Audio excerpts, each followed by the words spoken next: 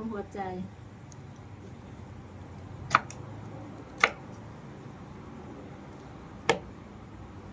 เพราะเราตั้งใจใจให้ ไปได้เจ้าที่ครับโอ้โหดู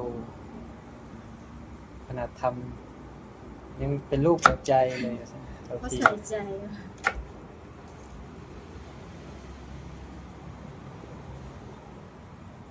มาพี่น้องหั่นนำกันหัวใส่เท้า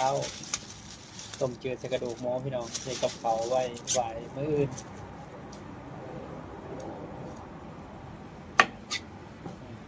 ไปก็มีภารกิจอยู่บนหั่นลูกศิษย์ คือบทไปหัน